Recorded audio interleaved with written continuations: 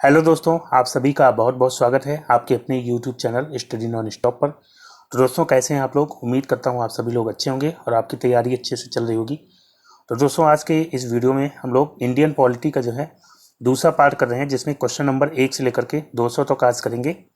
और ये जो क्वेश्चंस हैं ये यूथ कंपटीशन टाइम्स की ये जो बुक है इसमें जीके और जीएस के क्वेश्चंस हैं। 3100 वस्तुनिष्ठ प्रश्न जो कि रेलवे के पिछले एग्जाम से पूछे गए क्वेश्चंस हैं। आप देख सकते हैं आरआरबी 2020 के पहले जितनी ऑनलाइन परीक्षाएं हुई हैं उसके 360 प्रश्न पत्रों का इसमें टॉपिक वाइज संकलन है। तो इसी में से हम लोग आज जो है 101 से लेकर के 200 क्वेश्चंस करने वाले हैं। और दोस्तों, ये सीरीज जो है आपके लिए बेहद इंपॉर्टेंट है, आपकी किसी भी परीक्षा के लिए, खासतौर से रेलवे ग्रुप डी के लिए और रेलवे एनटीपीसी के लिए अगर आप तैयारी कर रहे हैं तो उसके लिए बेहद इंपॉर्टेंट क्लास है ये। तो वीडियो को आप लास्ट तक देखिएगा। और दोस्तों, अगर पिछले वीडियोस आप इस सीरीज़ के देखना चाहते हैं तो वीडियो के डिस्क्रिप्शन में आपको प्लेलिस्ट का लिंक मिल जाएगा, जहां से आप पिछले सभी वीडियोस देख सकते हैं। और दोस्तों, अगर वीडियो आपको अच्छा लगे तो एक लाइक ज़रूर कर दीजिएगा। तो आइए शुरुआत करते हैं। पहला क्वेश्चन है, भारत के राष्ट्रपति द्वारा राज्यसभा में कितने सदस्यों को नामित किया जाता है? तो दोस्तों, राष्ट्रपति के द्वारा राज्यसभा में 12 सदस्यों को मनोनीत किया जाता है। तो यहाँ पे ए ऑप्शन राइट आंसर होगा, 12 सदस्यों को। राज्यसभा की बात करते हैं तो राज्यसभा का उल्लेख संविधान के अनुच्छेद 80 में है। आर्टिकल 80 में जो है राज्यसभा का उल्लेख है, और इससे पहले 79 में संसद का उल्लेख हो जाता है, और 81 में जो है लोकसभा का उल्लेख है। राज्यसभा में सदस्यों की मैक्सिमम संख्या कितनी है? तो मैक्सिमम जो है 250 सदस्य हो सकते हैं राज्यसभा में। और वर्तमान में कितने हैं? तो वर्तमान में 245 सदस्य हैं राज्यसभा में, जिसमें से 233 जो है राज्यों से और केंद्र शासित प्रदेशों से चयनित होकर के आते हैं, निर्वाचित होकर के आते हैं। और इसके अलावा जो है 12 सदस्य ये मनोनीत किए जाते हैं। 12 सदस्य जो है मनोनीत किए जाते हैं राष्ट्रपति के द्वारा। और इनका कार्यकाल कितने साल का होता है? तो राज्यसभा के सदस्यों का कार्यकाल होता है 6 साल। 6 साल इनका कार्यकाल होता है। और हर 2 साल बाद जो है 2 साल बाद 1/3 सदस्य, 1/3 सदस्य इसके अवकाश ग्रहण करते हैं, यानी रिटायर होते रहते हैं। तो हर 2 साल बाद 1/3 सदस्य रिटायर होते रहते हैं। 6 साल जो है एक राज्यसभा सदस्य का कार्यकाल होता है। और राज्यसभा का सदस्य बनने के लिए मिनिमम एज कितनी होनी चाहिए? तो कम से कम 30 वर्ष जो है कम से कम एज होनी चाहिए। तो फिलहाल यहाँ पे ए ऑप्शन इसका राइट आंसर है 12। फिर दोस्तों, अगला क्वेश्चन है, राष्ट्रपति शासन के अधीन किसी राज्य का बजट किसके समक्ष पेश किया जाता है? तो दोस्तों, राष्ट्रपति शासन ये जो है किस अनुच्छेद के तहत लगाया जाता है किसी राज्य पर? अनुच्छेद 356 के तहत जो है लगता है राष्ट्रपति शासन। 3 तरह के वित्तीय आपात लगते हैं अपने देश में। तो 356 के तहत राष्ट्रपति शासन लगता है। 352 के तहत क्या लगता है? तो राष्ट्रीय आपातकाल लगता है, राष्ट्रीय आपात लगता है 352 के तहत। 360 के साथ तहत क्या लगता है? तो 360 के तहत लगता है वित्तीय आपातकाल, वित्तीय आपात लगता है 360 के तहत। राष्ट्रपति शासन दोस्तों जब लगता है तो जो राज्य की सरकार है और विधानमंडल ये भंग हो जाता है, और राज्यपाल जो है राष्ट्रपति के प्रतिनिधि के रूप में शासन संभालता है। कौन? राज्यपाल जो है राष्ट्रपति के प्रतिनिधि के रूप में जो है शासन संभालता है। और जो राज्य की समस्त विधायी शक्तियाँ होती हैं और वित्तीय कार्य ये जो है संसद के द्वारा संचालित किए जाते हैं। और जब संसद के द्वारा संचालित किए जाते हैं तो जो बजट होता है राज्य का वो भी जो है कहाँ पेश किया जाएगा? लोकसभा में पेश किया जाएगा। तो यहाँ पे राइट आंसर हो जाएगा ऑप्शन ए, लोकसभा में जो है राज्य का बजट पेश किया जाता है राष्ट्रपति शासन के दौरान। फिर दोस्तों, अगला क्वेश्चन लेते हैं, डैश भारत का पहला नागरिक होता है? तो इनमें से भारत का पहला नागरिक कौन होता है? ऑप्शन ए उपराष्ट्रपति, प्रधानमंत्री, विधानसभा के सदस्य, राष्ट्रपति। तो दोस्तों, इसका राइट आंसर हो जाएगा ऑप्शन डी, राष्ट्रपति। राष्ट्रपति जो है देश का प्रमुख और देश का प्रथम नागरिक होता है। और ये जो है तीनों सेनाओं का सर्वोच्च सेनापति होता है, सुप्रीम कमांडर होता है, यानी कि सर्वोच्च सेनापति होता है। और राष्ट्रपति का जो पद है ये किस अनुच्छेद के अंतर्गत दिया गया है? तो अनुच्छेद 52 के अंतर्गत दिया गया है राष्ट्रपति का पद। और राष्ट्रपति को जो क्षमादान की शक्तियाँ प्राप्त हैं वो किस अनुच्छेद के अंतर्गत हैं? तो याद रखेंगे आर्टिकल 72 के अंतर्गत जो है राष्ट्रपति को क्षमादान करने की शक्तियाँ प्राप्त हैं। जो अभी वर्तमान में राष्ट्रपति हैं रामनाथ कोविंद जी, ये जो है देश के कौन से नंबर के राष्ट्रपति हैं बताएंगे? तो रामनाथ कोविंद जी जो है ये 14वें राष्ट्रपति हैं। फिर दोस्तों, अगला क्वेश्चन लेते हैं। अगला क्वेश्चन क्या है, निम्न में से किस भारतीय राष्ट्रपति का कार्यकाल सबसे लंबा रहा? ऑप्शन है doctor Rajendra Prasad, Shankar Dayal Sharma, S Radhakrishnan, R Venkataraman. तो यहाँ पे राइट आंसर हो जाएगा option A doctor Rajendra Prasad. ये जो है 2 बार एकमात्र राष्ट्रपति बने हैं देश के और इनका कार्यकाल सबसे लंबा रहा है। कब से कब तक?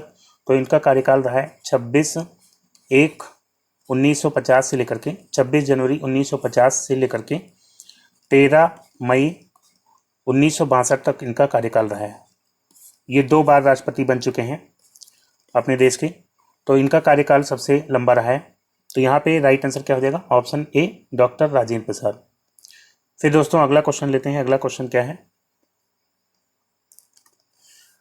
राष्ट्रपति का अध्यादेश कितने दिनों तक प्रभावशाली रहता है? तो दोस्तों राष्ट्रपति जो है अनुच्छेद 123 के तहत, अनुच्छेद 1, 2, 3 के तहत अध्यादेश जारी कर सकता है। जब संसद सत्र में ना हो तो राष्ट्रपति 1, 2, 3 के तहत अध्यादेश जारी करता है। तो ये जो अध्यादेश है ये कितने समय तक रहता है? तो संसद सत्र चालू होने के बाद मैक्सिमम ये 6 सप्ताह तक रह सकता है। 6 सप्ताह तक, 6 सप्ताह के अंदर इसको जो है संसद सत्र चालू होने के बाद पास कराना होता है। अगर 6 सप्ताह के अंदर पास नहीं हुआ तो ये अपने आप रद्द हो जाता है, और 6 सप्ताह के अंदर पास हो जाता है तो ये अगले 6 महीने तक, पास होने के बाद अगले 6 महीने के लिए ये जो है लागू हो जाता है। अगले 6 महीने के लिए लागू हो जाता है, और फिर से अगर आपको इसे जारी रखना है तो 6 महीने बाद फिर से इसको संसद से पास कराना होगा। तो यहाँ पे राइट आंसर क्या हो जाएगा? पास होने के बाद जो है ये 6 माह तक प्रभावशाली रहता है। तो ऑप्शन डी इसका राइट आंसर हो जाएगा। फिर दोस्तों अगला क्वेश्चन लेते हैं। अगला क्वेश्चन क्या है? राष्ट्रपति निर्वाचन के लिए उम्मीदवार की उम्र कितनी होनी चाहिए? तो दोस्तों राष्ट्रपति पद के लिए जो है उम्मीदवार की उम्र होनी चाहिए 35 वर्ष से ज़्यादा, कम से कम 35 वर्ष की आयु पूरी कर चुका हो, तभी जो है वो राष्ट्रपति पद के लिए उम्मीदवार हो सकता है। तो दोस्तों राष्ट्रपति पद की बात करते हैं तो इसका जो है राष्ट्रपति का पद ये किस अनुच्छेद के अंतर्गत दिया गया है? तो पद दिया गया है अनुच्छेद 52 के अंतर्गत। और राष्ट्रपति पद के लिए योग्यताएं जो हैं, योग्यताएं किस अनुच्छेद के अंतर्गत दी गई हैं? तो 58, अनुच्छेद 58 में जो है राष्ट्रपति पद के लिए योग्यता संबंधी प्रावधान दिए गए हैं। इसमें क्या दिया गया है? भारत का एक तो नागरिक होना चाहिए और 35 वर्ष की आयु पूरी कर चुका हो और लोकसभा का सदस्य निर्वाचित होने के लिए वो योग्यता रखता हो। तो ये जो है राष्ट्रपति के पद के लिए योग्यताएं होती हैं, उनको अगर कोई पूरा करता है तो वो राष्ट्रपति पद के लिए उम्मीदवार हो सकता है। फिर दोस्तों अगला क्वेश्चन लेते हैं। अगला क्वेश्चन क्या है?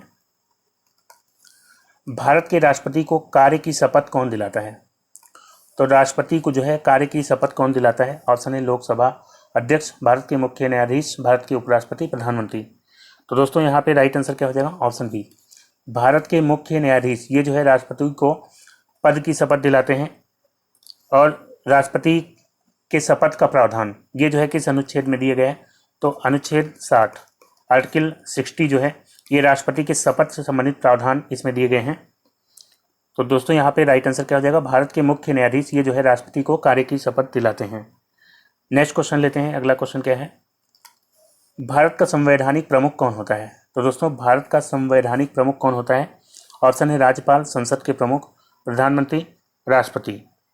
तो भारत का संवैधानिक प्रमुख होता है राष्ट्रपति। यहाँ पे डी ऑप्शन इसका राइट आंसर हो जाएगा राष्ट्रपति। ये जो है भारत का संवैधानिक प्रमुख होता है, लेकिन अगर भारत का वास्तविक प्रमुख पूछा जाए तो वास्तविक प्रमुख होता है प्रधानमंत्री। प्रधानमंत्री जो है वास्तविक प्रमुख होता है और संवैधानिक प्रमुख होता है राष्ट्रपति। फिर दोस्तों अगला क्वेश्चन लेते हैं। अगला क्वेश्चन क्या है?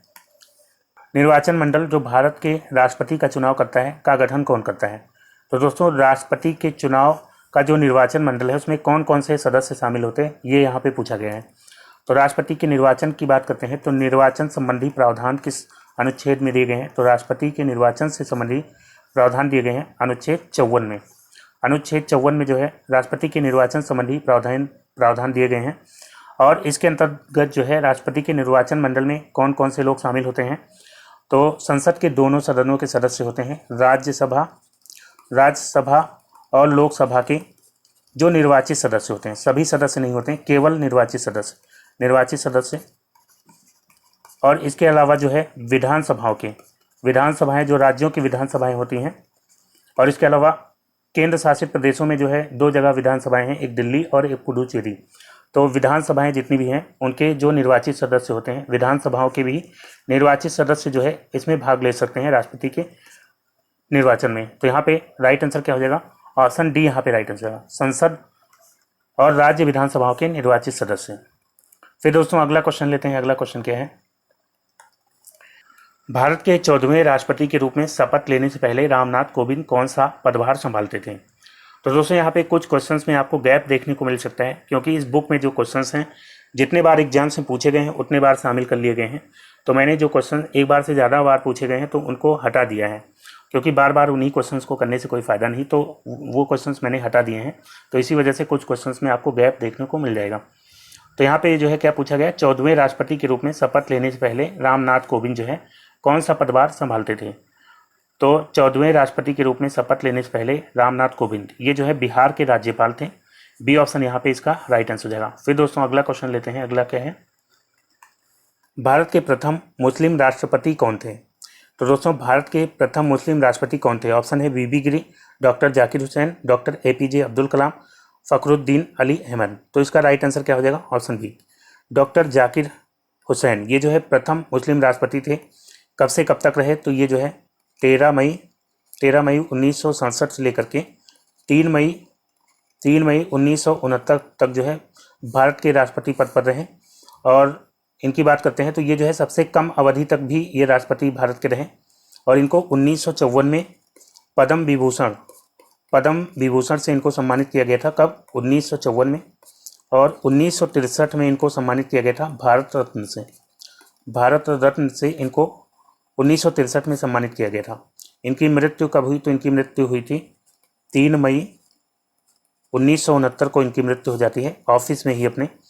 तो यहाँ पे फिलहाल इसका राइट आंसर क्या हो जाएगा? डॉक्टर जाकिर हुसैन ये जो है प्रथम मुस्लिम राष्ट्रपति थे। फिर दोस्तों अगला क्वेश्चन लेते हैं। अगला क्या है, भारत के माननीय राष्ट्रपति रामनाथ कोविंद किस राज्य से संबंध रखते थे? तो भारत के 14वें राष्ट्रपति रामनाथ कोविंद ये जो है किस राज्य से संबंध रखते थे? तो यहाँ पे राइट आंसर क्या हो जाएगा? Option B, Uttar Pradesh. उत्तर प्रदेश से ये संबंध रखते हैं। इनका जन्म हुआ था 1 अक्टूबर 1945 को, जो है उत्तर प्रदेश के कानपुर से संबंध रखते हैं। कानपुर से संबंध रखते हैं। 1 अक्टूबर 1945 को इनका जन्म हुआ था। और दोस्तों ये जो है 25 जुलाई 2017 को ये राष्ट्रपति पद की शपथ लेते हैं। कौन इनको शपथ दिलाते हैं? तो उस समय जो मुख्य न्यायाधीश थे जे.एस.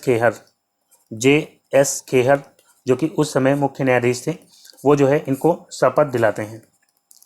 फिर दोस्तों अगला क्वेश्चन लेते हैं। अगला क्वेश्चन क्या है, भारतीय संविधान के डैश के अनुसार कोई भी व्यक्ति उपराष्ट्रपति के चुनाव के लिए पात्र नहीं होगा जब तक वो भारत का नागरिक न हो और 35 वर्ष की आयु न पूरी कर चुका हो और राज्य परिषद के सदस्य के रूप में चुने जाने के लिए योग्यता न रखता हो। तो दोस्तों यहाँ पे पूछा गया है कि कौन सा अनुच्छेद है जिसके अनुसार उपराष्ट्रपति की ये योग्यताएं किस अनुच्छेद में बताई गई हैं? तो यहाँ पे सी ऑप्शन इसका राइट आंसर है, अनुच्छेद 66। अनुच्छेद 66 ये जो है उपराष्ट्रपति की योग्यताओं से संबंधित हो जाता है। अनुच्छेद 66 इसमें उपराष्ट्रपति पद के लिए जो योग्यता है वो यहाँ पे बताई गई हैं। और इसमें क्या क्या बताया गया है? तो इसमें पहली बात तो भारत का नागरिक होना चाहिए, 35 वर्ष की उम्र कम से कम पूरी कर चुका हो और राज्यसभा सदस्य निर्वाचित होने की योग्यता रखता हो। तो यहाँ पे सी ऑप्शन इसका राइट आंसर है। उपराष्ट्रपति पद की बात करते हैं तो उपराष्ट्रपति पद के लिए कौन सा अनुच्छेद है? तो अनुच्छेद 63। अनुच्छेद 63 में क्या दिया गया है कि भारत का एक उपराष्ट्रपति होगा, ये जो है अनुच्छेद 63 में दिया गया है। और अगर हम बात करते हैं भारत का जो है पहला उपराष्ट्रपति कौन था, तो भारत के पहले उपराष्ट्रपति थे doctor S Radhakrishnan. Doctor S Radhakrishnan ये जो है भारत के पहले उपराष्ट्रपति थे। और अभी वर्तमान में कौन है? तो वर्तमान में हो जाते हैं, वर्तमान में एम वेंकैया नायडू जो है ये हो जाते हैं वर्तमान में उपराष्ट्रपति। फिर दोस्तों अगला क्वेश्चन लेते हैं। अगला क्वेश्चन क्या है, निम्नलिखित में से कौन भारत की पहली महिला राष्ट्रपति हैं? तो दोस्तों भारत की पहली महिला राष्ट्रपति कौन हो जाती हैं? प्रतिभा देवी सिंह पाटिल। यहाँ पे डी ऑप्शन इसका राइट आंसर है, प्रतिभा पाटिल ये जो है भारत की पहली महिला राष्ट्रपति हैं। और एक ही बार जो है महिला राष्ट्रपति भारत में बनी है। और ये कौन से नंबर की थी? तो 12वीं जो है राष्ट्रपति बनी थी और पहली महिला राष्ट्रपति बनी थी। इनका कार्यकाल कब से कब तक रहा? तो इनका कार्यकाल जो है 25 जुलाई 2007 से लेकर के 25 जुलाई 2012 तक जो है इनका कार्यकाल रहा था, 25 जुलाई 2012। फिर दोस्तों अगला क्वेश्चन लेते हैं। अगला क्वेश्चन क्या है, रामनाथ कोविंद ने भारत के 14वें राष्ट्रपति बनने के लिए किसे पराजित किया था? तो दोस्तों रामनाथ कोविंद जो कि भारत के 14वें राष्ट्रपति बने थे, और ये किस पार्टी से थे, तो ये एनडीए पार्टी से थे, और इन्होंने हराया था किसको, मीरा कुमार को जो है पराजित करके रामनाथ कोविंद भारत के 14वें राष्ट्रपति बने थे। मीरा कुमार ये जो है भारत की पहली महिला लोकसभा अध्यक्ष थी मीरा कुमार, तो इनको ही हरा करके रामनाथ कोविंद बनते हैं 14वें राष्ट्रपति। फिर दोस्तों अगला क्वेश्चन लेते हैं। अगला क्या है, भारत के राष्ट्रपति का नाम बताएं जिन्होंने 1986 में भारतीय डाकघर संशोधन विधेयक के संबंध में पॉकेट वीटो का प्रयोग किया था।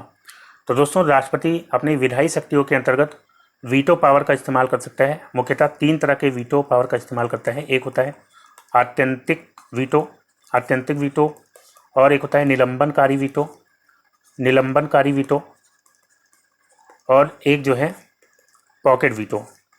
तो ये 3 तरह के वीटो पावर का इस्तेमाल कर सकता है। तो पॉकेट वीटो में क्या होता है, राष्ट्रपति जो है किसी विधेयक पर, धन विधेयक को छोड़ करके किसी विधेयक पर कोई निर्णय नहीं लेता, वो अपने पास जो है बिल को रोक लेता है। तो इसमें जो है अनिश्चित काल के लिए उस पर न कोई सकारात्मक कार्यवाही करता है, ना ही कोई नकारात्मक कार्यवाही करता है, अपने पास उस बिल को रख लेता है।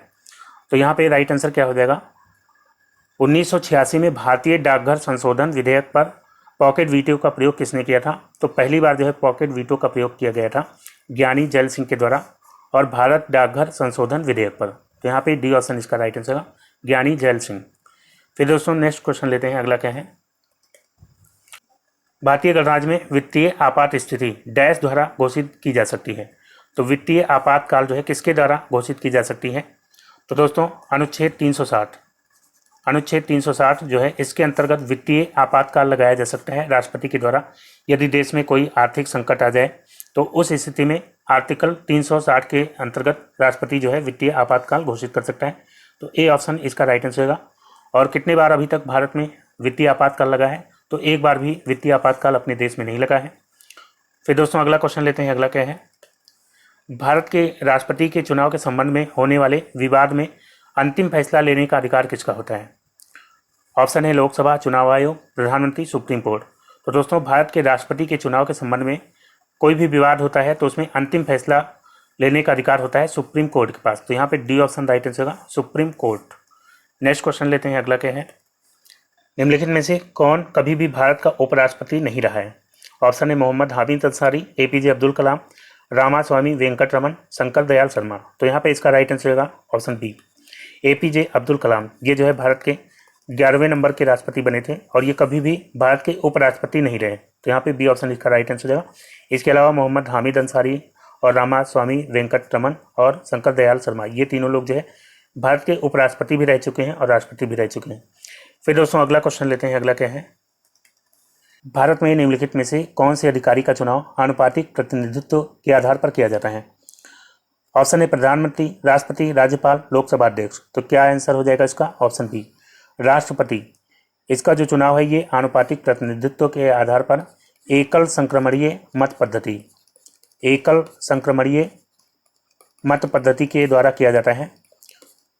और राष्ट्रपति का जो निर्वाचन है ये किस अनुच्छेद के अंतर्गत होता है, तो अनुच्छेद 54 ये जो है राष्ट्रपति के निर्वाचन से संबंधित हो जाता है। तो यहाँ पे बी ऑप्शन इसका राइट आंसर हो जाएगा, राष्ट्रपति। फिर दोस्तों अगला क्वेश्चन लेते हैं। अगला क्वेश्चन क्या है, भारत के उपराष्ट्रपति का पद कितने समय के लिए होता है। तो भारत के उपराष्ट्रपति का कार्यकाल होता है 5 साल। ऑप्शन डी यहाँ पे इसका राइट आंसर होगा। और मिनिमम एज क्या होनी चाहिए, 35 वर्ष की आयु जो है कम से कम पूरी कर चुका हो। उपराष्ट्रपति का पद जो है किस अनुच्छेद में दिया गया है, तो अनुच्छेद 63 में दिया गया है कि भारत का एक उपराष्ट्रपति होगा।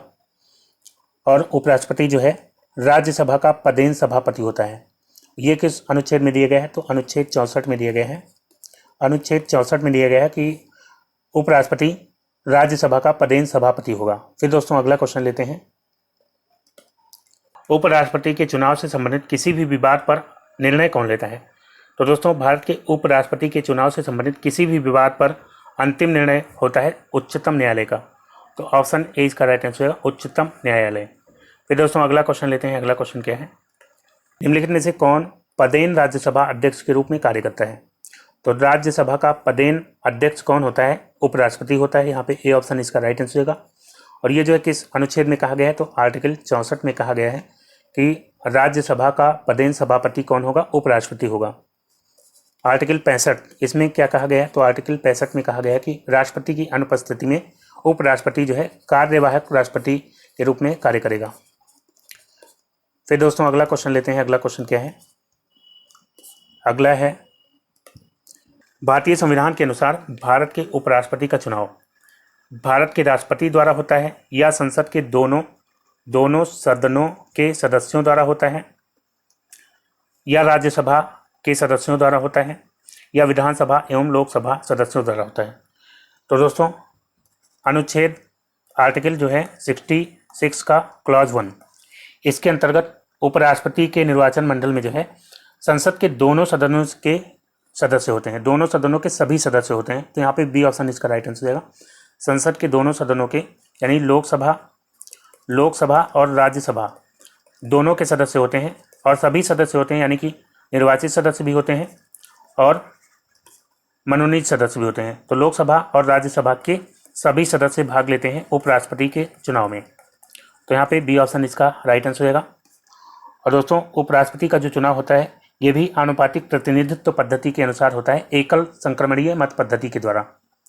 फिर दोस्तों अगला क्वेश्चन लेते हैं। अगला क्वेश्चन क्या है? निम्नलिखित में से कौन से विकल्प में भारत का उपराष्ट्रपति बनने हेतु अर्हता नहीं है? तो भारत का उपराष्ट्रपति बनने के लिए क्या क्या योग्यताएं चाहिए इसमें से बताना है। एक तो भारत का नागरिक होना चाहिए, तो ये अर्हता होनी चाहिए। 35 वर्ष से अधिक आयु होनी चाहिए, तो बिल्कुल। लोकसभा की सदस्यता का धारक, तो उपराष्ट्रपति जो है लोकसभा की सदस्यता का धारक हो, तो ऐसा जरूरी नहीं, तो ये जो है कथन गलत दिया गया है। और फिर दिया गया है राज्यसभा की सदस्यता के लिए निर्वाचित होने की योग्यता रखता हो। तो उपराष्ट्रपति जो है एक तो भारत का नागरिक होना चाहिए, 35 वर्ष से अधिक आयु होनी चाहिए, राज्यसभा की सदस्यता के लिए निर्वाचित होने की योग्यता रखता हो, तो ये भी योग्यता होनी चाहिए। तो इसमें पूछा गया है कौन सी अर्हता नहीं है, तो यहाँ पे सी ऑप्शन इसका राइट आंसर का लोकसभा की सदस्यता का धारक होना चाहिए, ऐसा जो है उपराष्ट्रपति बनने के लिए अर्हता नहीं होती है। फिर दोस्तों अगला क्वेश्चन लेते हैं। अगला क्वेश्चन क्या है? पहला लोकपाल विधेयक भारत की संसद में कब पेश किया गया था? तो दोस्तों पहला लोकपाल विधेयक ये जो है भारत की संसद में पेश किया गया था 1968 में। 1968 में पहली बार जो है लोकपाल विधेयक भारत की संसद में पेश हुआ था और लोकसभा से ये विधेयक जो है 1969 में पारित भी हो गया था, लेकिन राज्यसभा में अटक गया था ये। फिर जो है इसी बीच लोकसभा भंग हो गई थी, तो इसके चलते जो है ये विधेयक पहली बार में क्या हो गया था? समाप्त हो गया था। फिर 8 बार और भी प्रयास किए गए थे, वो भी असफल रहे थे। फिर 2013 में जो है 2013 में लोकपाल विधेयक पारित हो गया था और 2014 में जो है 2014 में ये जो है राष्ट्रपति की मंजूरी इसको मिल गई थी, तो ये जो है क्या बन गया? अधिनियम बन गया। तो 2014 में जो है ये एक्ट बना था 2013 में पारित होने के बाद। तो यहाँ पे पूछा गया पहली बार संसद में कब पेश किया गया? तो पहली बार संसद में पेश किया गया था 1968 में। यहाँ पे सी ऑप्शन इसका राइट आंसर होगा 1968। और भारत का पहला लोकपाल किसे नियुक्त किया गया था? तो याद रखेंगे पहला जो लोकपाल है ये पिनाकी चंद्र घोष ये जो है भारत के पहले लोकपाल नियुक्त किए गए थे। कब नियुक्त किए गए थे? तो 2019 में। पिनाकी चंद्र घोष ये जो है 2019 में ये भारत के पहले लोकपाल नियुक्त किए गए थे और अभी भी वर्तमान में यही हैं पिनाकी चंद्र घोष भारत के पहले लोकपाल। फिर दोस्तों अगला क्वेश्चन लेते हैं। अगला क्वेश्चन क्या है? भारतीय नागरिकता प्राप्त करने की शर्तें निर्धारित करने के लिए सक्षम प्राधिकारी कौन है? तो दोस्तों नागरिकता संबंधी प्रावधान जो है संविधान के किस भाग में दिए गए? भाग 2 में। और अनुच्छेद 5 से लेकर के 11 तक जो है, और अनुच्छेद 11 जो है संविधान का, इसमें बताया गया है कि भारत की नागरिकता प्राप्त करने या त्यागने संबंधित जो भी कानून बनाए जाएंगे उसका अधिकार जो है किसको होगा? संसद के पास होगा। तो डी ऑप्शन इसका राइट आंसर होगा। अनुच्छेद 11 के अंतर्गत भारतीय नागरिकता अर्जित करने या त्यागने संबंधित समस्त कानून बनाने का अधिकार संसद के पास होगा। फिर दोस्तों अगला क्वेश्चन लेते हैं। अगला क्वेश्चन क्या है? किस संविधान संशोधन अधिनियम द्वारा लोकसभा की सीटों की संख्या 525 से बढ़ाकर के 545 की गई? तो दोस्तों यहाँ पे इसका राइट आंसर होगा ऑप्शन डी। 31वें संविधान संशोधन अधिनियम 1973 के द्वारा जो है लोकसभा में सीटों की संख्या 525 से बढ़ाकर के कितनी की गई? 545। और इसी संविधान संशोधन के द्वारा जो है केंद्र शासित प्रदेशों में जो प्रतिनिधित्व है वो पहले 25 सीटों का था लोकसभा में, और अब जो है इसको 20 सीटों का कर दिया गया है। तो केंद्र शासित प्रदेशों से 25 सीटें पहले होती थी लोकसभा में, अब जो है 20 सीटें होती हैं। ये भी जो है 31वें संविधान संशोधन अधिनियम 1973 के तहत किया गया है। फिर दोस्तों अगला क्वेश्चन लेते हैं, संसद के वर्तमान सत्र के निष्कासन को क्या कहते हैं? तो दोस्तों संसद के वर्तमान सत्र के निष्कासन को क्या कहते हैं? स्थगन प्रस्ताव कहते हैं। सी ऑप्शन इसका राइट आंसर होगा, स्थगन प्रस्ताव। इसका जो है मुख्य उद्देश्य होता है कि कोई अगर लोक महत्व का मामला, उसकी ओर सदन का ध्यान आकर्षित करना, यानी कि जो संसद का जो रेगुलर सत्र चल रहा है उसको रोक करके कोई लोक महत्व का मामला है उसकी ओर ध्यान ले जाना, तो इसको कहते हैं स्थगन प्रस्ताव। इसमें जो है वर्तमान सत्र को स्थगित करके किसी अविलंबीय लोक महत्व के मामले की ओर सदन का ध्यान आकर्षित किया जाता है। तो यहाँ पे सी ऑप्शन इसका राइट आंसर हो जाएगा। फिर दोस्तों अगला क्वेश्चन लेते हैं, नेक्स्ट है, संसद के 2 सत्रों के बीच अधिकतम अंतराल डैश का हो सकता है? तो दोस्तों संसद के 2 सत्रों के बीच अधिकतम अंतराल कितने समय का हो सकता है? तो इसका राइट आंसर होगा ऑप्शन बी 6 माह। 6 माह का अंतराल मैक्सिमम हो सकता है। अनुच्छेद 85 के 1 के अंतर्गत जो है लोकसभा के एक सत्र की अंतिम जो बैठक होती है और जो आगामी सत्र की प्रथम बैठक होती है उसमें जो है 6 माह से अधिक का अंतर नहीं होना चाहिए। तो यहाँ पे बी ऑप्शन इसका राइट आंसर होगा 6 माह। फिर दोस्तों अगला क्वेश्चन लेते हैं। अगला क्वेश्चन क्या है, भारतीय संविधान के अंतर्गत वैधानिक सत्ता का अधिकार किसको प्राप्त है? तो वैधानिक सत्ता का अधिकार किसको प्राप्त है? ऑप्शन डी इसका राइट आंसर होगा संसद।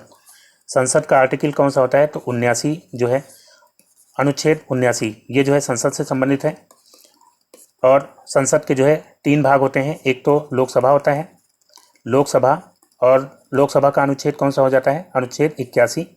और उसके पहले जो है राज्यसभा, जो कि उच्च सदन होता है, राज्यसभा, इसका अनुच्छेद होता है 80। और राष्ट्रपति भी संसद का अभिन्न अंग होता है, और राष्ट्रपति का अनुच्छेद क्या होता है? अनुच्छेद 52। फिर दोस्तों अगला क्वेश्चन लेते हैं। अगला क्वेश्चन क्या है, भारत में किस वर्ष खाद्य सुरक्षा और मानक अधिनियम पारित किया गया था? तो दोस्तों भारत में खाद्य सुरक्षा और मानक अधिनियम पारित किया गया था 2006 में। ऑप्शन ए यहाँ पे राइट आंसर हो जाएगा। और दोस्तों इसी अधिनियम के तहत जो है फसाई की स्थापना की गई है। फसाई जिसका फुल फॉर्म क्या हो जाएगा? Food safety and standard authority of India. Food safety and standard authority of India जो है इसका फुल फॉर्म हो जाता है। और इसी अधिनियम के अंतर्गत जो है खाद्य आधारित मानक स्थापित किए जाते हैं और उनके विनिर्माण, भंडारण, आयात और वितरण आदि संबंधी प्रावधान किए जाते हैं। तो यहाँ पे 2006 जो है इसका राइट आंसर हो जाएगा। फिर नेक्स्ट क्वेश्चन लेते हैं। अगला क्वेश्चन क्या है, निम्नलिखित में से कौन सा दिवालिया व शोधन अक्षमता संहिता संशोधन अध्यादेश 2018 की विशेषताओं में से एक है? ऑप्शन ए लेनदारों को मुफ्त ऋण, ब्याज सब्सिडी का भुगतान, ब्याज की पूरी छूट, और डी है वित्तीय लेनदारों के रूप में अपनी स्थिति को पहचान कर घर खरीदारों को राहत। तो यहाँ पे यही ऑप्शन इसका राइट आंसर होगा, ऑप्शन डी। तो दिवालिया व शोधन अक्षमता अध्यादेश 2018 में वित्तीय लेनदारों के रूप में अपनी स्थिति को पहचान करके घर खरीद में राहत प्रदान करने की बात की गई है। और इसके अलावा जो है इस विधेयक में सूक्ष्म और लघु और मध्यम उद्योगों को भी राहत प्रदान करने की बात कही गई है। तो यहाँ पे डी ऑप्शन इसका राइट आंसर होगा। फिर दोस्तों अगला क्वेश्चन लेते हैं, भारतीय संसद के संबंध में विषम का पता लगाएं। ऑप्शन दिए गए बजट सत्र, मानसून सत्र, ग्रीष्म सत्र, शीतकालीन सत्र। तो भारतीय संसद के जो है 3 सत्र होते हैं। कौन कौन से होते हैं? एक तो बजट सत्र होता है, कब से कब तक? तो ये जो है फरवरी से लेकर के मई तक होता है बजट सत्र। ग्रीष्म सत्र नहीं होता है कोई। मानसून सत्र होता है, मानसून सत्र जो है कब से कब तक? तो ये जुलाई से अगस्त के बीच में होता है मानसून सत्र। और शीतकालीन सत्र होता है नवंबर से दिसंबर तक। नवंबर दिसंबर में जो है कौन सा सत्र होता है? शीतकालीन सत्र होता है। तो यहाँ पे कौन सा विषम है? ग्रीष्म सत्र जैसा कोई सत्र नहीं होता। तो सी ऑप्शन इसका राइट आंसर देगा। फिर नेक्स्ट क्वेश्चन लेते हैं दोस्तों। अगला क्वेश्चन क्या है, निम्नलिखित में से कौन सी अस्थायी समिति संसद के प्रत्येक सदन में होती है? तो दोस्तों संसद में जो है 2 तरह की समितियां होती हैं। एक तो होती है अस्थायी समिति, एक तो अस्थायी समिति होती है और दूसरी होती है तदर्थ समिति। अस्थायी समिति तो ये जो है हमेशा होती हैं, और तदर्थ समिति ये किसी खास प्रयोजन के लिए बनाई जाती हैं। तो इसमें जो समितियां दी गई हैं, याचिका समिति, विशेषाधिकार समिति, व्यापार परामर्शदात्री समिति, इनके बारे में बताना है कि इसमें से कौन सी समिति संसद के दोनों सदनों में होती है। तो यहाँ पे राइट आंसर हो जाएगा ऑप्शन डी। ये तीनों समितियां जो हैं संसद के दोनों सदनों में होती हैं। याचिका समिति की बात करेंगे तो याचिकाओं पर विचार करने के लिए इस समिति की नियुक्ति की जाती है। और इसमें जो है जो लोकसभा की याचिका समिति होती है उसमें जो है लोकसभा की याचिका समिति में 15 सदस्य होते हैं, और राज्यसभा की याचिका समिति में जो है 10 सदस्य होते हैं। इसी तरह से विशेषाधिकार समिति, ये जो है इस समिति का कार्य होता है सदन और उसके सदस्यों के विशेषाधिकारों की रक्षा करना, और ये भी दोनों सदनों में होती है। इसमें लोकसभा में जो है लोकसभा की जो विशेषाधिकार समिति होती है उसमें 15 सदस्य होते हैं, और राज्यसभा की विशेषाधिकार समिति में कितने सदस्य होते हैं? 10। और इसी तरह व्यापार परामर्शदात्री समिति, ये जो समिति है ये सदन के कार्यक्रम तथा समय सारणी को विनियमित करती है, और इसमें भी इसी तरह से लोकसभा में जो व्यापार परामर्शदात्री समिति होती है उसमें 15 सदस्य होते हैं, और राज्यसभा में जो है 10 सदस्य होते हैं। तो यहाँ पे इनमें से सभी इसका राइट आंसर होगा ऑप्शन डी यहाँ पे। फिर दोस्तों नेक्स्ट क्वेश्चन लेते हैं। अगला क्वेश्चन क्या है? किस केंद्रीय मंत्रालय के तहत नवोदय विद्यालय समिति और केंद्रीय विद्यालय संगठन स्वायत्त निकाय हैं? तो दोस्तों नवोदय विद्यालय समिति और केंद्रीय विद्यालय संगठन, ये जो है मानव संसाधन विकास मंत्रालय के तहत जो है स्वतंत्र निकाय होते हैं। तो डी ऑप्शन इसका राइट आंसर हो जाएगा। नवोदय विद्यालय जिसमें कक्षा 6 से लेकर के 12 तक के विद्यार्थियों को मुफ्त और आवासीय शिक्षा उपलब्ध कराई जाती है, और जो केंद्रीय विद्यालय होते हैं ये जो है प्राथमिक और माध्यमिक शिक्षा से संबंधित होते हैं, जिसमें जो है ज़्यादातर केंद्र सरकार के कर्मचारियों के बच्चों के लिए इसको बनाया गया है। तो फिलहाल यहाँ पे डी ऑप्शन इसका राइट आंसर होगा, मानव संसाधन विकास मंत्रालय। फिर दोस्तों अगला क्वेश्चन लेते हैं। अगला क्वेश्चन क्या है? ओबीसी वर्ग में क्रीमी लेयर की पहचान करने के लिए नियुक्त समिति का नाम क्या था जिसने 1993 में अपनी रिपोर्ट प्रस्तुत की थी? तो दोस्तों क्रीमी लेयर क्या होता है? तो ओबीसी वर्ग में जो है क्रीमी लेयर होता है। अगर वर्तमान की बात करते हैं तो 8 लाख से ऊपर जिस परिवार की इनकम होती है तो वो जो है क्रीमी लेयर में आते हैं। तो उनको जो ओबीसी वर्ग में आरक्षण की सुविधाएं मिलती हैं तो वो उनको नहीं मिल पाती। जो 8 लाख वार्षिक से कम जिनकी आमदनी होती है तो वो जो है क्रीमी लेयर में नहीं आते हैं। तो उनको जो है ओबीसी वर्ग के अंतर्गत जो आरक्षण मिलता है उसकी सुविधाएं उनको मिल पाती हैं। तो क्रीमी लेयर की पहचान करने के लिए जो समिति नियुक्त की गई थी उसका नाम था रामनंदन समिति। ये जो है कब नियुक्त की गई थी? रामनंदन समिति ये 1992 में नियुक्त की गई थी, और इसने अपनी रिपोर्ट प्रस्तुत की थी 1993 में। इसने अपनी रिपोर्ट प्रस्तुत की गई थी जो कि स्वीकार कर ली गई थी। तो यहाँ पे डी ऑप्शन इसका राइट आंसर हो जाएगा। रामनंदन समिति, इसका संबंध किससे है? क्रीमी लेयर, ओबीसी वर्ग में क्रीमी लेयर की पहचान करने के लिए। फिर दोस्तों अगला क्वेश्चन लेते हैं। अगला क्या है? भारत के पहले उप प्रधानमंत्री कौन थे और वो किस राजनीतिक दल के थे? तो दोस्तों भारत के पहले उप प्रधानमंत्री कौन थे? तो सरदार वल्लभ भाई पटेल। सरदार वल्लभ भाई पटेल ये जो है भारत के पहले उप प्रधानमंत्री थे। और इसके अलावा भारत के पहले गृह मंत्री भी कौन थे? भारत के पहले गृह मंत्री भी सरदार वल्लभ भाई पटेल हो जाते हैं। और ये किस पार्टी से थे? तो आईएनसी यानी कि इंडियन नेशनल कांग्रेस, ये कांग्रेस पार्टी से थे। तो यहाँ पे ए ऑप्शन इसका राइट आंसर हो जाएगा। फिर दोस्तों अगला क्वेश्चन लेते हैं। अगला क्वेश्चन क्या है? वर्ष डैश में भारत की राज्यसभा द्वारा क्षतिपूरक वनीकरण कोष विधेयक पारित किया गया था। तो दोस्तों राज्यसभा द्वारा क्षतिपूरक वनीकरण कोष विधेयक ये जो है पारित किया गया था 2016 में। किसके द्वारा पारित किया गया था? तो केंद्रीय वन एवं पर्यावरण राज्य मंत्री अनिल माधव दबे ने जो है इसको पारित किया था। अनिल माधव दबे ने 2016 में। तो यहाँ पे डी ऑप्शन इसका राइट आंसर होगा 2016। नेक्स्ट क्वेश्चन लेते हैं दोस्तों। भारत की संचित निधि से धनराशि व्यय की जा सकती है। तो दोस्तों भारत की संचित निधि या समेकित निधि या इसको कंसोलिडेटेड फंड के नाम से जानते हैं। तो इसमें जो सरकार को जितने भी राजस्व प्राप्त होते हैं और जो सरकार जो है लोन लेती है या लोन के द्वारा जो ब्याज आता है वो सभी जो है संचित निधि में जमा होते हैं। और संचित निधि का अनुच्छेद क्या होता है? अनुच्छेद 266 जो है भारत की संचित निधि से संबंधित है। और संचित निधि से धनराशि व्यय की जा सकती है किसकी मंजूरी से? तो ऑप्शन बी इसका राइट आंसर होगा। संसद की मंजूरी से जो है, संसद की मंजूरी के बिना संचित निधि से धनराशि व्यय नहीं की जा सकती। तो बी ऑप्शन इसका राइट आंसर है, संसद की मंजूरी से धनराशि व्यय की जा सकती है। फिर दोस्तों अगला क्वेश्चन लेते हैं। अगला क्वेश्चन क्या है? भारत की समेकित निधि वह निधि है जिसमें, तो समेकित निधि या संचित निधि इसमें जो है क्या होता है? तो इसमें जो है पहला दिया गया आयकर को छोड़कर संघ तथा राज्य सरकारों द्वारा संग्रहित सभी कर जमा किए जाते हैं। तो ये कथन गलत होगा। फिर दिया गया है भारत सरकार द्वारा उसकी ओर से प्राप्त सभी धन जमा किए जाते हैं। तो संचित निधि में जो है भारत सरकार द्वारा उसकी ओर से प्राप्त सभी धन जमा किए जाते हैं। तो ये कथन जो है बिल्कुल सही हो जाएगा। तो यहाँ पे बी ऑप्शन इसका राइट आंसर होगा। फिर दोस्तों नेक्स्ट क्वेश्चन लेते हैं। भगोड़ा आर्थिक अपराधी विधेयक 2017 किस मंत्रालय द्वारा पेश किया गया था? तो दोस्तों भगोड़ा आर्थिक अपराधी विधेयक 2017 ये जो है वित्त मंत्रालय के द्वारा पेश किया गया था। तो डी ऑप्शन इसका राइट आंसर होगा वित्त मंत्रालय। और ये जो है संसद के द्वारा 2018 में जो है पारित हो गया था, 2018 में पारित हो गया था। और ये भगोड़ा आर्थिक अपराधी विधेयक ये जो है कोई व्यक्ति अगर 100 करोड़ रुपए या उससे अधिक की रकम लेकर के भारत छोड़ करके किसी और देश चला जाता है और फिर जो है दंड आदि से बचने के लिए भारत आने से इनकार कर देता है, तो उससे संबंधित था भगोड़ा आर्थिक अपराधी विधेयक 2017। तो फिलहाल यहाँ पे डी ऑप्शन इसका राइट आंसर का वित्त मंत्रालय द्वारा इसको पेश किया गया था। फिर नेक्स्ट क्वेश्चन लेते हैं दोस्तों। नेक्स्ट है सूचना का अधिकार अधिनियम किस वर्ष लागू हुआ था? तो दोस्तों सूचना का अधिकार यानी कि RTI राइट टू इन्फॉर्मेशन, तो RTI एक्ट ये जो है किस वर्ष लागू हुआ था? तो इसका राइट आंसर है ऑप्शन बी 2005। ये जो है 12 अक्टूबर 2005 को ये एक्ट लागू हुआ था, RTI एक्ट। और इसके अंतर्गत जो है सरकारी फाइलों में दर्ज कोई भी सूचना भारत के नागरिक प्राप्त कर सकते हैं। तो ये 2005 में लागू हुआ था। फिर दोस्तों अगला क्वेश्चन लेते हैं। राज्यसभा के पहले अध्यक्ष कौन थे? तो दोस्तों राज्यसभा का अध्यक्ष कौन होता है? राज्यसभा का सभापति होता है उपराष्ट्रपति। तो भारत के पहले उपराष्ट्रपति कौन थे?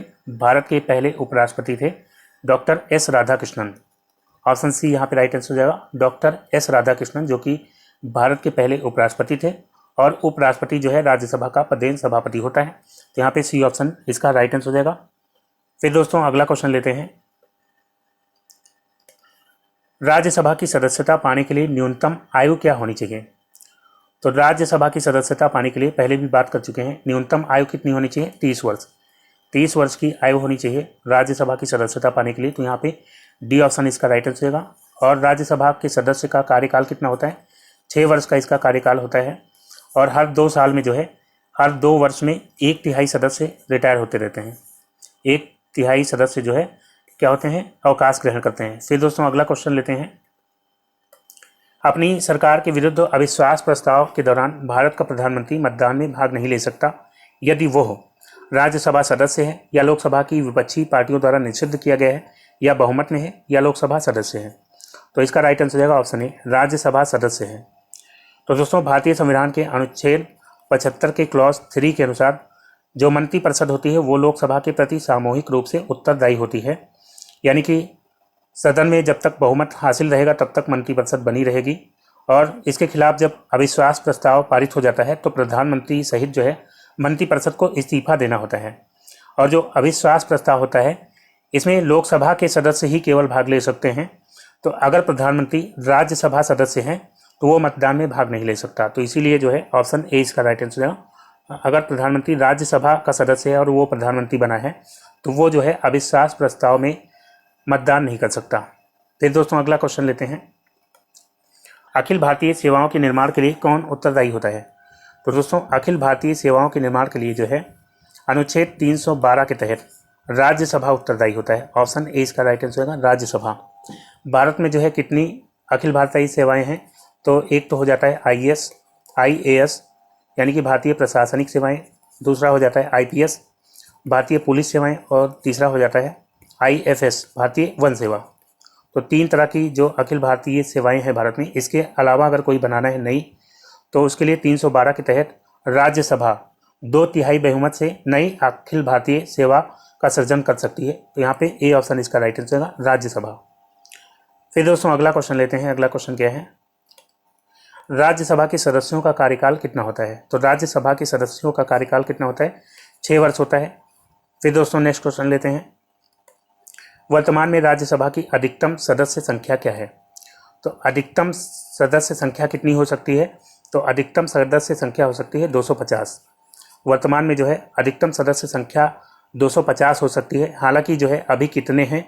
तो अभी जो है 245 सदस्य हैं राज्यसभा में।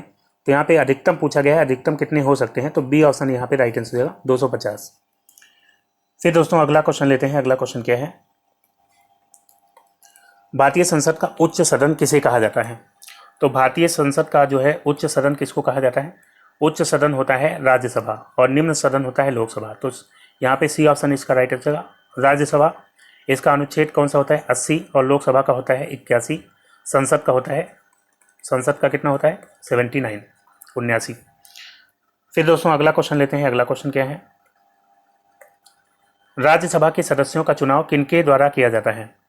तो दोस्तों राज्यसभा के सदस्यों का चुनाव, राज्यसभा के सदस्यों का चुनाव जो है राज्यों की विधानसभाओं के सदस्यों द्वारा किया जाता है। तो यहाँ पे सी ऑप्शन इसका राइट आंसर होगा, राज्यों की विधान सभाओं के सदस्यों द्वारा जो है राज्यसभा के सदस्यों का चुनाव किया जाता है। और अधिकतम कितने सदस्य होते हैं, 250 सदस्य अधिकतम हो सकते हैं, जिसमें 12 सदस्य जो है मनोनीत किए जाते हैं राष्ट्रपति के द्वारा। और अभी वर्तमान में कितने हैं, 245 हैं, वर्तमान में 245 हैं।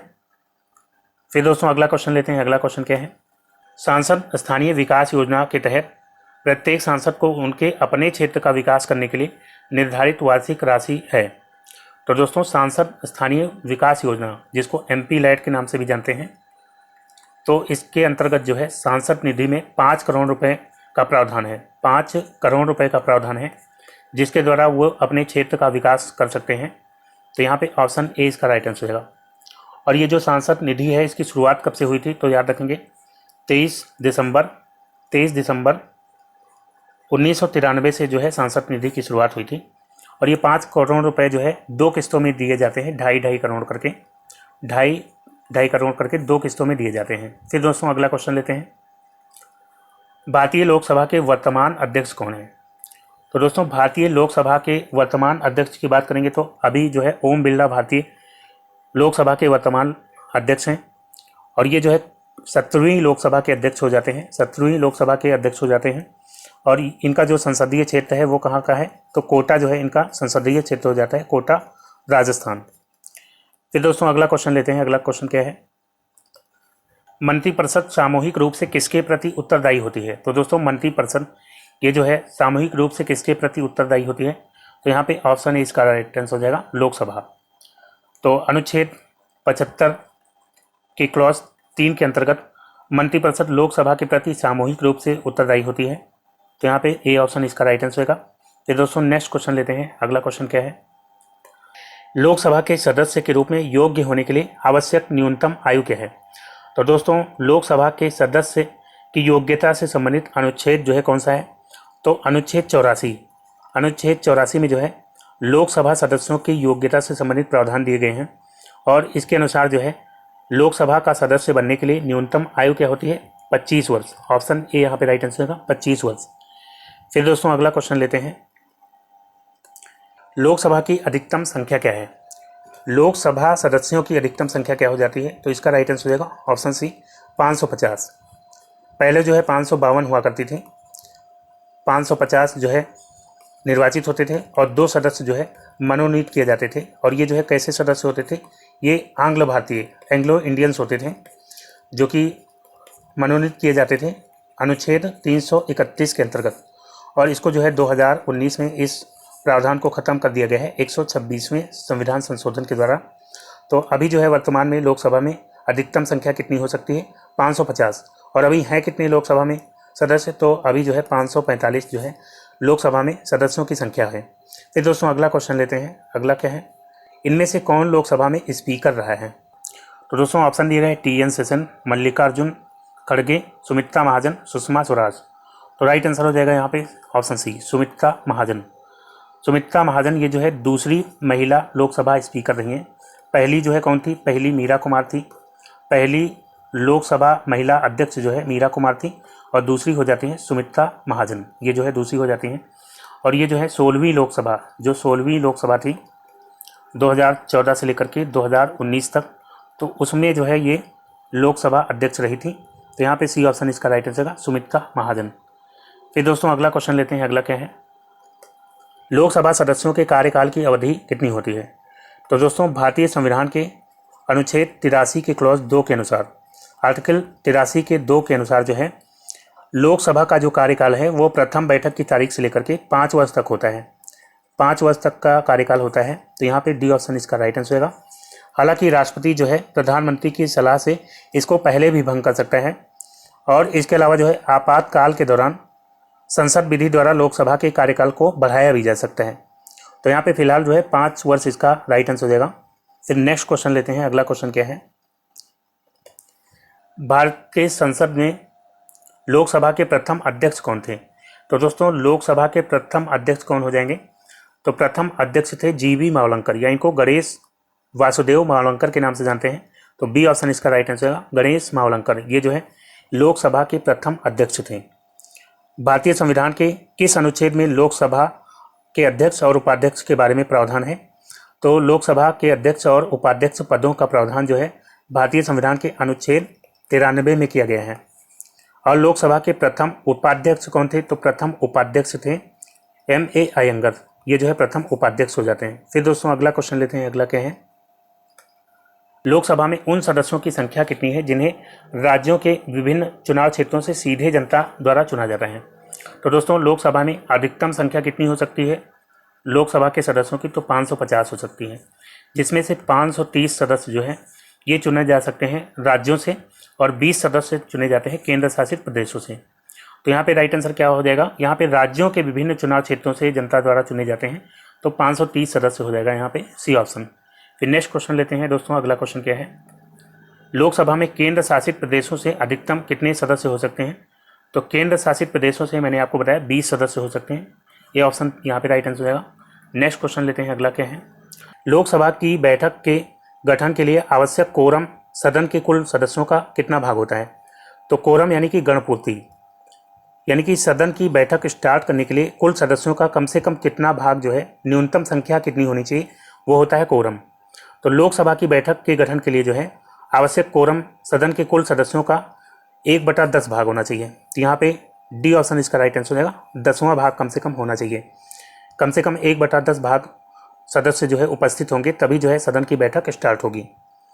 और ये जो है किस अनुच्छेद में प्रावधान दिया गया है? तो अनुच्छेद भारत के संविधान के अनुच्छेद 100 के क्लॉज 3 में जो है दिया गया है कि लोकसभा हो या राज्यसभा, उनकी बैठक स्टार्ट होने के लिए कम से कम गणपूर्ति या कोरम जो है कितना होना चाहिए? 1/10 होनी चाहिए। फिर दोस्तों अगला क्वेश्चन लेते हैं। अगला क्या है? लोकसभा में कौन से राज्य के सीटों की संख्या दूसरे स्थान पर है? तो दोस्तों लोकसभा में सबसे ज़्यादा सीटें कहाँ से हैं? तो सबसे ज़्यादा सीटें हो जाती हैं उत्तर प्रदेश से। कितनी है? 80। और महाराष्ट्र से कितनी हो जाती है? महाराष्ट्र से 48 हो जाती हैं। पश्चिम बंगाल जो है तीसरे नंबर पे हो जाता है 42। और बिहार जो है यहाँ से 40। तो यहाँ पे दूसरे नंबर पे कौन है? पहले नंबर पे तो यूपी हो जाएगा, दूसरे नंबर पे महाराष्ट्र। यहाँ पे बी ऑप्शन राइट आंसर हो जाएगा। फिर दोस्तों नेक्स्ट क्वेश्चन लेते हैं। लोकसभा के संदर्भ में सदन के नेता का क्या अर्थ है? तो सदन का नेता कौन होता है लोकसभा के संदर्भ में?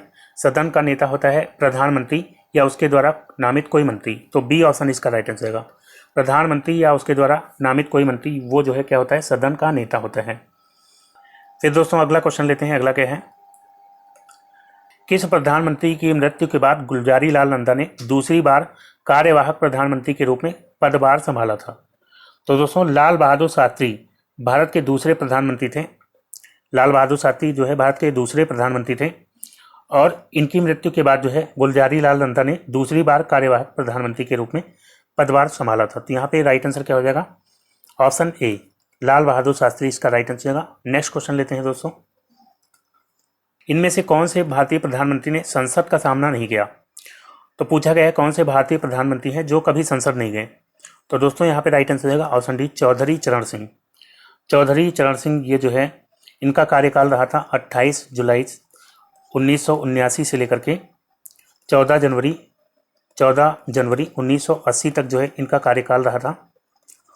तो ये जो है कभी संसद नहीं गए और ये जो है भारत के प्रधानमंत्री के रूप में भी रहे, भारत के उप प्रधानमंत्री भी बने ये और गृह मंत्री, और इसके अलावा 2 बार यूपी के मुख्यमंत्री भी बने थे। तो ये जो है कभी संसद नहीं गए। तो डी ऑप्शन इसका राइट आंसर होगा। फिर नेक्स्ट क्वेश्चन लेते हैं दोस्तों। निम्न में से किसने भारत के प्रधानमंत्री के रूप में सबसे लंबी अवधि तक सेवा प्रदान की? तो दोस्तों भारत के प्रधानमंत्री के रूप में सबसे लंबी अवधि तक सेवा प्रदान की थी किसने? जवाहरलाल नेहरू। ऑप्शन डी यहाँ पे राइट आंसर होगा। जवाहरलाल नेहरू जो कि भारत के पहले प्रधानमंत्री थे और इन्होंने सबसे लंबी अवधि तक, इनका कार्यकाल जो है 15 अगस्त 1947 से लेकर के 27 मई 1964 तक जो है इन्होंने प्रधानमंत्री के रूप में सेवा प्रदान करी थी। और इनके जन्म की बात करते हैं तो इनका जन्म कब हुआ था? 14 नवंबर को जो है इनका जन्म हुआ था, इसलिए बाल दिवस मनाया जाता है 14 नवंबर को। 14 नवंबर 1889 को जो है इनका जन्म कहाँ पे हुआ था? प्रयागराज में इनका जन्म हुआ था। फिर दोस्तों नेक्स्ट क्वेश्चन लेते हैं। अगला क्या है? कौन से पूर्व प्रधानमंत्री मोरारजी देसाई के समय उप प्रधानमंत्री थे? तो यहाँ पे जो है मोरारजी देसाई के समय कौन उप प्रधानमंत्री थे? तो इसका राइट आंसर होगा चौधरी चरण सिंह। चौधरी चरण सिंह ये जो है मोरारजी देसाई के समय जो है उप प्रधानमंत्री थे। मोरारजी देसाई की बात करते हैं तो ये जो है भारत के चौथे प्रधानमंत्री थे और ये जो है पहले गैर कांग्रेसी प्रधानमंत्री बने थे। गैर कांग्रेसी पहले प्रधानमंत्री बने थे ये मोरारजी देसाई। फिर दोस्तों अगला क्वेश्चन लेते हैं। एक व्यक्ति जो संसद के दोनों सदनों का सदस्य नहीं है उसे मंत्रिपरिषद के सदस्य के रूप में नियुक्त किया जा सकता है, किंतु उसे दोनों में से किसी एक सदन का सदस्य डैश में होना होगा। तो दोस्तों कोई व्यक्ति यदि संसद के किसी भी सदन का सदस्य नहीं है, चाहे वो राज्यसभा हो या लोकसभा, फिर भी वो मंत्रिपरिषद का सदस्य बन सकता है, लेकिन उसको जो है दोनों में से किसी एक सदन की सदस्यता ग्रहण करनी होगी। कितने समय में ग्रहण करनी होगी ये पूछा गया है। तो यहाँ पे राइट आंसर हो जाएगा ऑप्शन बी 6 माह। कोई व्यक्ति अगर संसद के किसी भी सदन का सदस्य नहीं है तो भी वो मंत्रिपरिषद का सदस्य हो सकता है, लेकिन 6 माह के अंदर उसको किसी न किसी सदन की सदस्यता ग्रहण करनी होगी, नहीं तो 6 महीने बाद उसको इस्तीफा देना पड़ेगा। तो यहाँ पे बी ऑप्शन इसका राइट आंसर हो जाएगा। फिर नेक्स्ट क्वेश्चन लेते हैं दोस्तों। अगला क्या है? भारत के नियंत्रक एवं महालेखा परीक्षक किसके द्वारा नियुक्त किए जाते हैं? तो दोस्तों भारत के नियंत्रक एवं महालेखा परीक्षक, जिसको कंट्रोलर एंड ऑडिटर जनरल के नाम से जानते हैं या शॉर्ट में इसको CAG कहते हैं। तो CAG इसका जो अनुच्छेद है वो 148 से लेकर के 151 तक जो है कैग के बारे में प्रावधान दिए गए हैं भारतीय संविधान में। तो यहाँ पे जो है ये किसके द्वारा नियुक्त किए जाते हैं पूछा गया है। तो इसका राइट आंसर क्या हो जाएगा? ऑप्शन सी, ये राष्ट्रपति के द्वारा नियुक्त किए जाते हैं और इनका जो कार्यकाल है वो 6 वर्ष का होता है। 6 वर्ष या 65 वर्ष, 6 वर्ष या 65 वर्ष जो है, जो भी पहले पूरा हो जाएगा तो वो जो है इनका कार्यकाल होगा। फिर दोस्तों अगला क्वेश्चन लेते हैं। अगला क्या है? भारत के प्रधानमंत्री के रूप में नियुक्त के लिए प्राप्त होने की न्यूनतम आयु सीमा क्या है? तो दोस्तों भारतीय संविधान के अनुच्छेद 75 के अनुसार जो है राष्ट्रपति प्रधानमंत्री की नियुक्ति करता है और प्रधानमंत्री की सलाह पर अन्य मंत्रिपरिषद के सदस्यों की नियुक्ति भी करता है। तो दोस्तों प्रधानमंत्री के रूप में नियुक्त होने के लिए पात्र होने की न्यूनतम आयु सीमा होती है 25 वर्ष, क्योंकि लोकसभा का सदस्य भी प्रधानमंत्री हो सकता है और राज्यसभा का भी सदस्य प्रधानमंत्री हो सकता है। तो लोकसभा के सदस्य की न्यूनतम आयु सीमा कितनी होती है? 25 होती है और राज्यसभा के लिए 30 होती है। तो अगर कोई लोकसभा का सदस्य है 25 वर्ष का तो वो लोकसभा का सदस्य बन सकता है, तो वो प्रधानमंत्री भी बन सकता है। तो इस तरह से 25 वर्ष जो है न्यूनतम आयु सीमा हो जाती है प्रधानमंत्री बनने के लिए। फिर दोस्तों अगला क्वेश्चन लेते हैं। भारत के पहले उप प्रधानमंत्री कौन थे? तो दोस्तों भारत के पहले उप प्रधानमंत्री कौन थे? वल्लभ भाई पटेल। ये जो है भारत के पहले उप प्रधानमंत्री थे। और इसके अलावा पहले गृह मंत्री कौन थे? तो पहले गृह मंत्री भी भारत के कौन थे? वल्लभ भाई पटेल। नेक्स्ट क्वेश्चन लेते हैं दोस्तों। अगला क्या है? निम्नलिखित में से कौन भारत के प्रधानमंत्री बनने से पहले एक मुख्यमंत्री नहीं थे? तो दोस्तों इसका राइट आंसर हो जाएगा ऑप्शन सी, इंदिरा गांधी। इंदिरा गांधी जो है प्रधानमंत्री थी, लेकिन ये कभी किसी राज्य की मुख्यमंत्री नहीं बनी थी। इसके अलावा मोरारजी देसाई, चौधरी चरण सिंह और VP सिंह ये पहले मुख्यमंत्री थे, फिर जो है प्रधानमंत्री बने थे। फिर दोस्तों अगला क्वेश्चन लेते हैं। प्रधानमंत्री डैश के पदेन अध्यक्ष होते हैं? तो प्रधानमंत्री किसके पदेन अध्यक्ष होते हैं? ऑप्शन है CLRI, CSIR, इसरो और DRDO। तो दोस्तों इसका राइट आंसर होगा ऑप्शन बी, CSIR। CSIR इसका फुल फॉर्म क्या होता है? तो इसका फुल फॉर्म होता है council of scientific and industrial research. ये जो है इसका फुल फॉर्म हो जाता है। और इसकी स्थापना कब हुई थी? तो इसकी स्थापना हुई थी 1942 में। हिंदी में इसको कहते हैं वैज्ञानिक तथा औद्योगिक अनुसंधान परिषद। तो दोस्तों आज का वीडियो यहीं पे समाप्त करता हूँ। वीडियो कैसा लगा आपको कमेंट करके जरूर बताइएगा। अगर दोस्तों वीडियो आपको अच्छा लगा हो तो एक लाइक ज़रूर कर दीजिएगा और ज़्यादा से ज़्यादा शेयर करिएगा। और जो दोस्त नए हैं चैनल पर, चैनल को सब्सक्राइब करके नोटिफिकेशन बिल को ऑन कर लीजिए, ताकि नेक्स्ट वीडियो अपलोड होते ही उसका नोटिफिकेशन आपको सबसे पहले मिल जाए। तो मिलते हैं अगले वीडियो में, तब तक के लिए goodbye and take care.